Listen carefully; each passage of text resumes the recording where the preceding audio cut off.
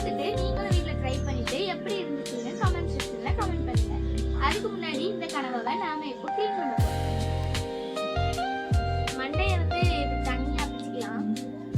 இந்த மண்டைக்குள்ள வந்து இந்த மாதிரி மை இருக்கும். உங்களுக்கு க்ளோஸ்அப்ல காமிச்சாதான் தெரியும். இங்க பாருங்க, இதுதான் கனவாவோட மை. இந்த மையை மட்டும் வந்து தனியாக எடுத்துடணும். இது வந்து உடஞ்சி ஸ்ப்ரெட் ஆயிடுச்சுன்னா எல்லா இடமும் ஸ்ப்ரெட் ஆயிடும். அதை க்ளீன் பண்ணவும் ரொம்பவே கஷ்டமாக இருக்கும். அதனால் இந்த மையை மட்டும் நம்ம பார்த்து தான் எடுக்கணும். இன்னொன்று ஒரு டிப்ஸ் என்னன்னு பார்த்தீங்கன்னா, இந்த மாதிரி கனவாவில் மை எடுக்கிறது கஷ்டமான வேலை கூட. அதனால் கொஞ்சம் நீங்கள் ஃப்ரிட்ஜில் வச்சுட்டு எடுத்தீங்கன்னா அது கொஞ்சம் ஃப்ரீஸாக இருக்குமோ, அதில் நீங்கள் ஈஸியாக எடுத்துடலாம். கொஞ்சம் பிசு பிசுன்னு இருக்குது. இந்த பாருங்கள், ஃப்ரிட்ஜில் வச்சு ஃப்ரீஸ் ஆன பிறகு நீங்கள் எடுத்து பார்த்தீங்கன்னா கொஞ்சம் ஈஸியாகவும் இருக்கும். பார்த்தீங்களா, இதுதான் கனவோட மை. இந்த ஸ்குட்லேருந்து இதை ரிமூவ் பண்ணுறது ரொம்பவே கஷ்டமான வேலை. நம்ம வந்து இந்த கனவாவை இந்த மையை வந்து எடுத்துட்டோம் பாருங்கள். இந்த மை டேங்கை எல்லா ஸ்குட்லேருந்தும் நம்ம ரிமூவ் பண்ணணும். இதை ரிமூவ் பண்ணுறது தான் இருக்கிறதுலே கஷ்டமான வேலை. நீங்களும் ட்ரை பண்ணி பாருங்கள். உடஞ்சிட்டுனா சொல்லுங்கள் கமெண்ட் செக்ஷனில் வந்து.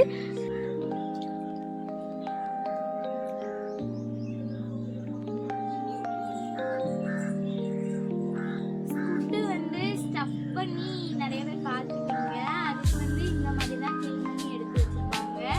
ஒவ்வொரு ஸ்குட்டையும் இந்த மாதிரி எடுத்து வச்சுட்டு இது உள்ளலாம் ஸ்டஃபிங்குள்ள மசாலாவெல்லாம் வைப்பாங்க. இந்த மாதிரியும் நீங்கள் வெட்டி இதை ஸ்டஃபிங் பண்ணி அந்த மாதிரியும் நீங்கள் பொரிச்சு எடுத்து சாப்பிட்டு பார்க்கலாம். இப்போ வந்து நம்ம வந்து கட் பண்ணி தேவி வைக்க போகிறோம்.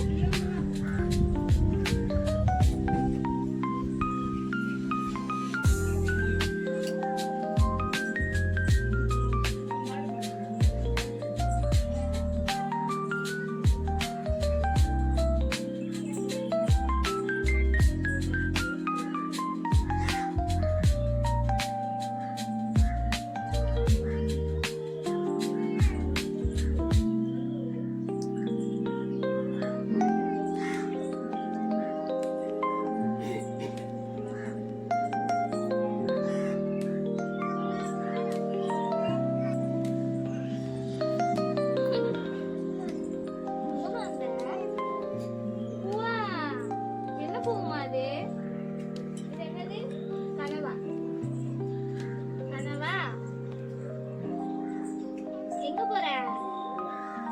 அங்க எங்க போற? காக்காடி கனவா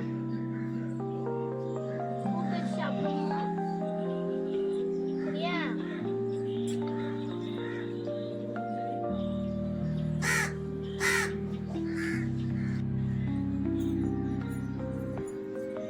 கொஞ்ச நேரம் பிரேக் எடுத்திருந்தோம். ஏன்னா நம்மளோட குட்டி பாப்பா வந்து ரொம்பவே சேட்டை பண்ணிட்டு இருந்தாங்க. இப்போ வந்து நம்ம க்ளீன் பண்ணி வச்ச கனவா வந்து கட் பண்ணி எடுத்துக்கலாம். நம்ம வந்து இதுக்கு கத்திரியை மட்டும்தான் நம்ம வந்து சிசரை மட்டும்தான் யூஸ் பண்ண போகிறோம்.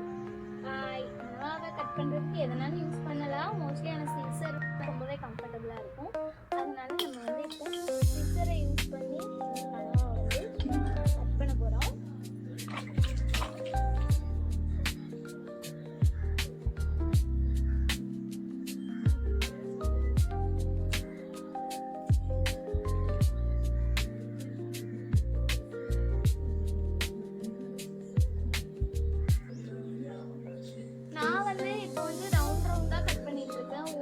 எப்படி தேவைப்படுதோ அந்த மாதிரி நீங்கள் கட் பண்ணிக்கோங்க. ஓட்டுக்கனவா வந்து அவிகிறதுக்கு ரொம்பவே லேட் ஆகும். ஆனால் இந்த மாதிரி ஸ்குட்டு வந்து ஈஸியாக அவிஞ்சிடும். அதாவது கொஞ்சம் டைம் எடுக்கும், பட் அவிஞ்சிடும். அதனால இதை வந்து நம்ம ரவுண்டாக கட் பண்ணிக்கலாம். உங்களுக்கு எப்படி போட கம்ஃபர்டபுளாக இருக்கோ நீங்கள் வந்து அந்த மாதிரி கட் பண்ணி எடுத்துக்கோங்க.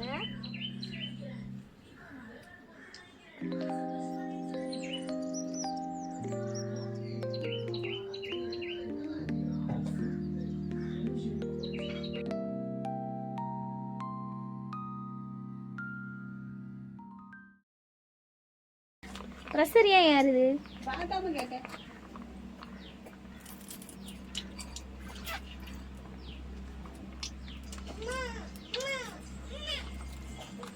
இங்கெல்லாம் நீ வர வேண்டாம் குட்டிமா.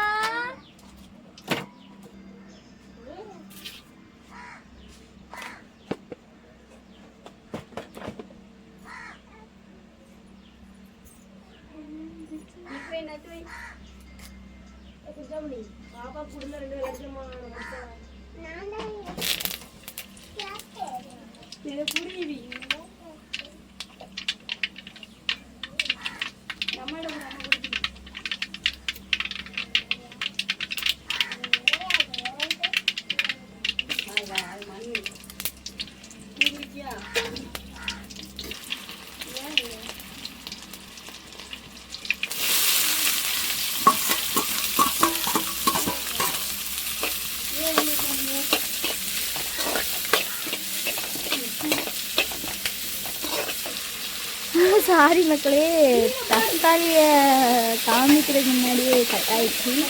நம்ம இப்போ வந்து அதில் தக்காளி ஆட் பண்ணியிருக்கோம். தக்காளியுமே நல்லா வதங்கட்டும். வதங்கினதுக்கப்புறமா இதில் வந்து மசாலாவும் கணவாயெல்லாம் ஆட் பண்ணி கொஞ்சமாக தண்ணி விட்டு நல்லா வதக்கணும்.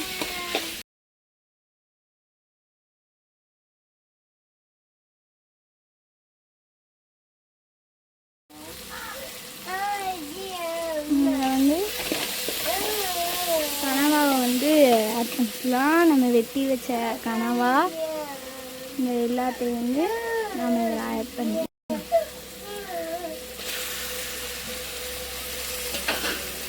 நல்லா மிக்ஸ் பண்ணி விட்டுக்கோங்க.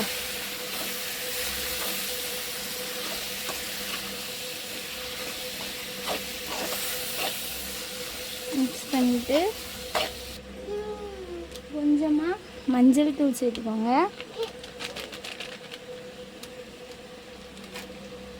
கொஞ்சமாக வத்தல் தூள் சேர்த்துக்கோங்க. வத்தல் தூள் பார்த்துக்கோங்க. வத்தல் தூள் சேர்த்துக்கோங்க.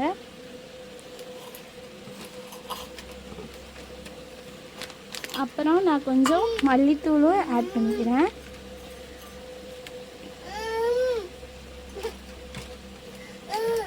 கூடவே கரம் மசாலாவும் சேர்த்துக்கோங்க.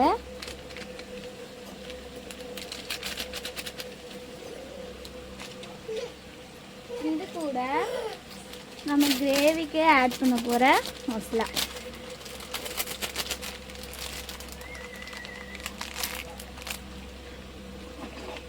கிரேவிக்கு ஆட் பண்ண போகிற இந்த மசாலா தான் சிக்கன் மசாலா.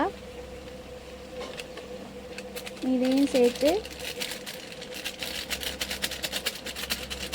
போதுமான அளவு சேர்த்துட்டு நல்லா மிக்ஸ் பண்ணிக்கோங்க. இந்த சீ ஃபுட்ஸ் எல்லாத்துலேயுமே மோஸ்ட்லி கொஞ்சம் தண்ணி வந்து ஊறும். அதுவே தண்ணி ஊறும். அதோடு சேர்த்து கொஞ்சம் மிக்ஸ் பண்ணிவிட்டு அப்புறமா கொஞ்சமாக தண்ணி ஆட் பண்ணிக்கலாம். ஆட் பண்ணி, ஏன்னா நம்ம வந்து இதை வந்து தனியாக குக்கரில் வந்து அவிக்கலை, அதனால் நம்ம வந்து இதை வந்து நல்லா அவியணும். அதனால் தண்ணி சேர்த்து, இன்னும் மசாலா தேவைப்பட்டுச்சுன்னா அதையும் சேர்த்து கொஞ்சமாக தண்ணி சேர்த்து நல்லா அவிய விட்டுக்கலாம். பாருங்கள், இந்த மசாலாலாம் நமக்கு காணாது. இன்னொரு பாக்கெட்டும் சேர்த்துக்கலாம்.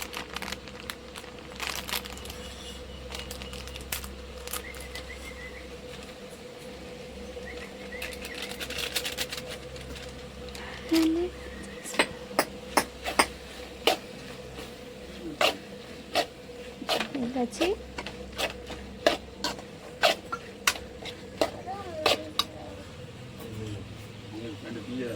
தண்ணி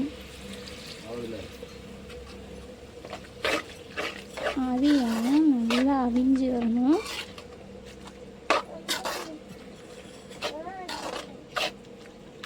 நல்லா மிக்ஸ் பண்ணி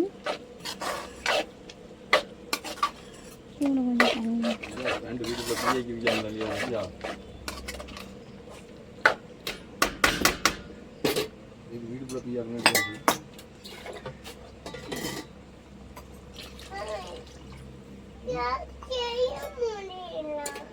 நல்லா அவியட்டும்.